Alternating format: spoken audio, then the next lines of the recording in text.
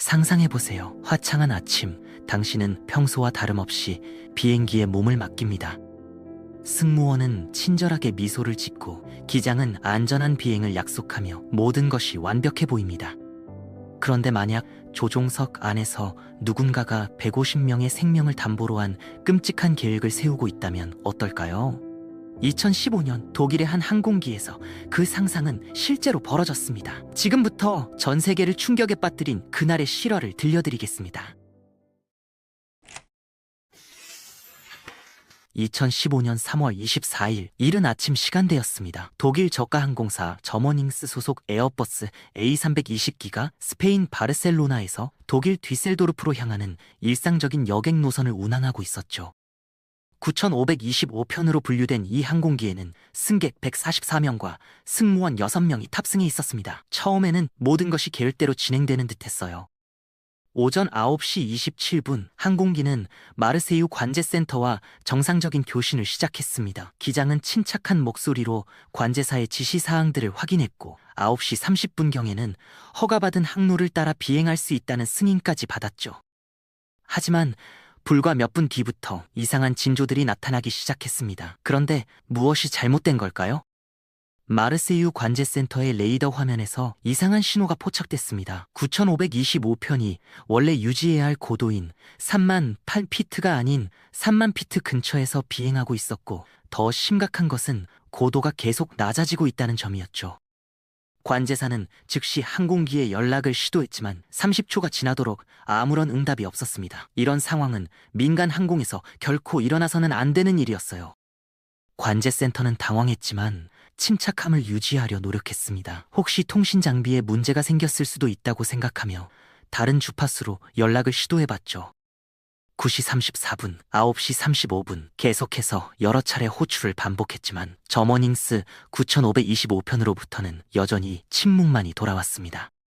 이때부터 프랑스 방공 시스템의 관제사들까지 나서서 다양한 방법으로 연락을 시도했어요. 하지만 항공기로부터는 단 한 번의 응답도 들을 수 없었습니다. 9시 40분이 되자 상황은 더욱 심각해졌습니다. 레이더에서 항공기의 신호가 완전히 사라져버린 것이었죠. 이 순간 관제센터는 비상사태를 선언했고 탑승자들이 생명의 위험에 처해 있다고 판단하며 즉각적인 구조 작업을 요청했습니다. 그리고 단 1분 뒤인 9시 41분 저머닝스 9525편은 프랑스 알프스 산맥의 험준한 절벽에 충돌했습니다. 항공기는 시속 700km의 속도로 산에 부딪혔고 탑승자 150명 전원이 즉사했죠. 사고 현장은 접근조차 극도로 어려운 고립된 산악지대였습니다. 일반 도로로는 갈 수 없는 곳이었기 때문에 구조대원들은 헬리콥터를 이용해서만 현장에 도달할 수 있었죠. 현장에 도착한 구조대원들이 목격한 광경은 참담했습니다. 항공기는 완전히 산산조각 나 있었고 잔해들이 넓은 범위에 흩어져 있었지만 개별 조각들은 모두 작게 부서져 있었어요. 다행히 항공기의 핵심 장비인 조종석 음성 기록 장치와 비행 데이터 기록 장치는 같은 주 안에 발견됐습니다. 하지만 두 장비 모두 심각한 손상을 입은 상태였죠. 항공사고 조사관들이 이 블랙박스들로부터 데이터를 복구하고 분석한 결과 충격적인 사실이 드러났습니다. 이번 사고는 단순한 기계 결함이나 악천후로 인한 것이 아니라 누군가의 의도적인 행동이었던 것이죠. 항공기가 정상적으로 순항하던 중 기장이 9시 30분경 화장실을 이용하기 위해 조종석을 잠깐 비웠습니다. 이는 장거리 비행에서 흔히 있는 일상적인 상황이었어요. 그런데 기장이 자리를 비운 직후 조종석에 혼자 남은 부조종사가 항공기의 고도를 급격히 낮추는 설정을 입력했던 것입니다. 더 놀라운 것은 그 다음에 벌어진 일이었죠. 화장실에서 돌아온 기장이 조종석에 들어가려고 했지만 문이 완전히 잠겨 있었습니다. 기장은 이 순간 무슨 일이 벌어지고 있는지 깨닫기 시작했어요. 부조종사가 항공기를 장악했고 자신은 조종석에 들어갈 방법이 전혀 없다는 사실을 말이죠. 그런데 왜 조종석 문을 열 수 없었던 걸까요? 여기에는 9.11 테러 이후 도입된 보안 시스템이 관련되어 있었습니다. 2001년 미국에서 발생한 끔찍한 테러 사건 이후 항공기 조종석의 보안 체계가 완전히 바뀌었습니다. 외부의 위협으로부터 조종사들을 보호하기 위해 조종석 문이 크게 강화됐죠. 평상시에 조종석에 들어가려면 승무원이 인터콤으로 허가를 요청하고 특수 키패드를 사용해야 했습니다. 조종석 안에 조종사가 승인하면 문이 열리는 방식이었어요. 만약 조종석 안에서 응답이 없거나 비상 상황이 발생하면 승무원들은 비상 코드를 사용할 수 있었습니다. 이 코드를 입력하면 30초의 시간이 주어지고 그 후 조종석 문이 5초 동안 자동으로 열리게 되어 있었죠. 하지만 여기에는 치명적인 예외 조항이 있었습니다. 조종석 안의 조종사가 문 제어를 잠금 모드로 설정하면 모든 비상 접근이 완전히 무효화되는 것이었어요. 이 시스템은 본래 납치범들이 조종석을 장악하려 할 때 조종사들이 자신을 보호할 수 있도록 만들어진 것이었습니다. 그런데 이번에는 그 보안 시스템 자체가 악용당한 것이었죠. 부조종사가 바로 이 잠금 기능을 사용해서 기장의 조종석 복귀를 영구적으로 차단했던 것입니다. 조종석 음성 기록 장치에는 9시 39분경부터 문을 향한 격렬한 타격음이 녹음되어 있었어요. 기장은 필사적으로 조종석 문을 부수려고 시도했지만 그 문은 무장한 테러범의 공격도 견딜 수 있도록 설계된 특수 강화 구조였습니다.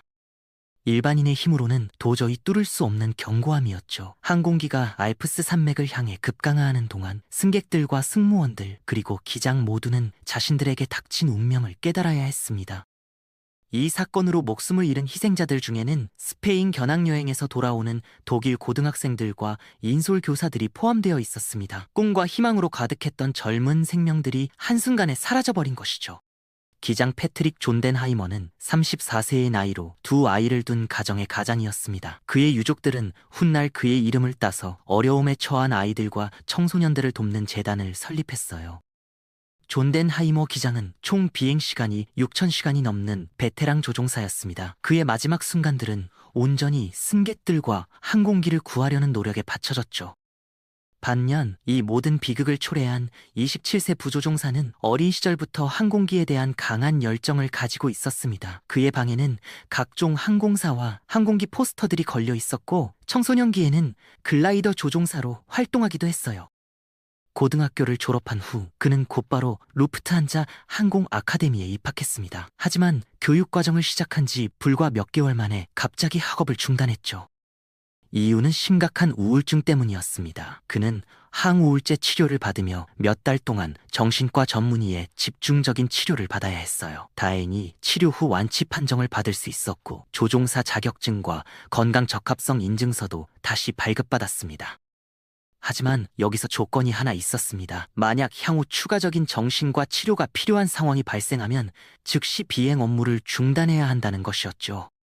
이런 조건부 허가를 받고도 그는 훈련을 계속할 수 있었습니다. 그런데 미국 애리조나주에 있는 루프트한자 훈련센터에서 교육을 받기 위해 미국 연방항공청에 서류를 제출할 때 그는 중대한 거짓말을 했어요. 서류에서 정신질환 병력이 있는지 묻는 질문에 대해 없다고 허위로 기재한 것입니다. 이는 명백한 서류 위조 행위였고 결국 들통이 났죠. 미국 연방항공청 서류에 거짓 정보를 기재하는 것은 심각한 범죄 행위로 징역형이나 조종사 자격 영구 박탈까지 가능한 중범죄였습니다. 그럼에도 불구하고 연방항공청은 그에게 두 번째 기회를 주었어요. 그가 우울증 병력을 솔직히 인정하자 애리조나 훈련과정 참여가 허가됐습니다. 2013년에는 루프트한자 그룹의 저가 항공사인 저머닝스에 정식 부조종사로 입사할 수 있었죠.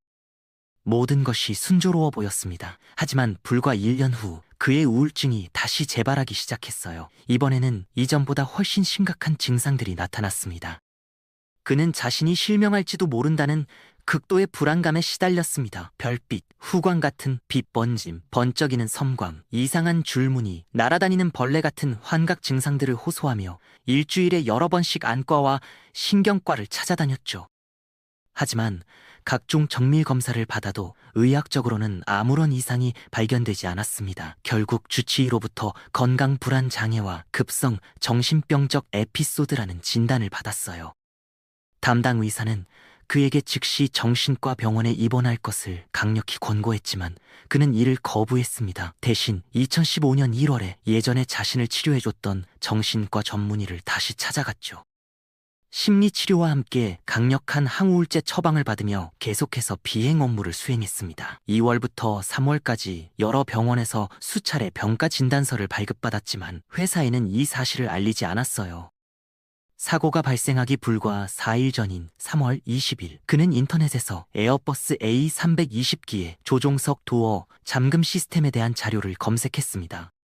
그리고 바르셀로나로 가는 출국 비행에서는 기장이 잠시 조종석을 비운 틈을 이용해 하강 설정을 시험해봤죠. 마침내 돌아오는 복항편에서 그는 자신의 계획을 실행에 옮겼던 것입니다. 이런 끔찍한 일이 어떻게 미리 막을 수 없었던 걸까요? 조종사들은 정기적으로 신체 검사와 연간 건강검진을 받아야 합니다. 하지만 신체적 건강에 비해 정신적 건강 상태는 상대적으로 소홀히 다뤄지기 쉬워요. 조종사들은 기본적으로 자기 스스로의 판단에 의존해서 자신의 건강 상태를 평가하고 신고하는 시스템 하에서 일하고 있습니다. 이것이 바로 문제의 핵심이었죠. 부조종사는 여러 차례 의사들로부터 비행 부적합 진단을 받았지만 고용주인 항공사에는 이 사실을 전혀 알리지 않았습니다. 그렇다면 의사들이 직접 당국에 신고할 수는 없었을까요? 이론적으로는 가능했습니다. 환자가 공공의 안전에 위험을 초래할 수 있다고 판단되면 의료진은 의사 환자 간 기밀 유지 의무를 깨고 관계 당국에 신고할 권리가 있거든요. 그런데 여러 번 병가 진단서를 작성하고 비행 금지 소견을 낸 의사들 중에서 왜 아무도 이 부조종사가 다른 사람들에게 위험을 끼칠 수 있다고 생각하지 않았던 걸까요? 이 부분은 여전히 명확하지 않습니다. 의사들은 환자가 자기 자신에게는 위험하지만 타인에게는 해를 끼치지 않을 것이라고 판단했을 수도 있어요. 우울증이 있다고 해서 반드시 살인 의도를 갖게 되는 것은 아니니까요. 아니면 의사들이 신고의 후폭풍을 두려워했을 가능성도 있습니다. 의사 환자 간 비밀 보장 원칙을 위반하는 것은 상당한 리스크를 수반하는 결정이거든요. 독일의 문화적 특성도 영향을 미쳤을 것 같아요. 독일은 개인정보 보호와 프라이버시를 매우 중시하는 국가니까요. 이런 복잡한 윤리적 딜레마에 대한 답은 의료 전문가들과 윤리학자들의 몫으로 남겨두는 것이 적절할 것 같습니다. 중요한 것은 이런 종류의 사건이 일어날 확률은 극히 낮다는 점입니다. 이 사건 이후 유럽 항공안전청은 여러 가지 안전 규정을 새로 제안했어요. 조종사들에 대한 심리적 검사가 강화됐고 많은 항공사들이 조종석에 항상 최소 2명이 있도록 하는 투맨 룰을 도입했죠. 하지만 루프트한자는 최근에 이 규칙을 다시 폐지하기도 했습니다. 2015년에 저머닝스는 유로윙스로 브랜드명을 변경했는데 이 결정은 사실 사고 이전에 이미 내려진 것이었어요. 결국 루프트한자는 희생자 가족들에게 보상금을 지급했지만 그것이 충분했는지에 대해서는 여전히 논란이 있습니다. 가족들이 겪은 상실은 어떤 금액으로도 보상할 수 없는 것이었으니까요. 이 사건은 현대 항공 안전 시스템의 맹점을 적나라하게 보여준 사례였습니다. 기술적으로는 완벽하게 설계된 보안 시스템도 그것을 운용하는 사람 자체에 문제가 있으면 오히려 재앙의 도구가 될 수 있다는 교훈을 남겼죠. 앞으로도 항공 안전을 위해서는 기술적 발전뿐만 아니라 인적 요소에 대한 더욱 세밀한 관리와 감독이 필요할 것입니다.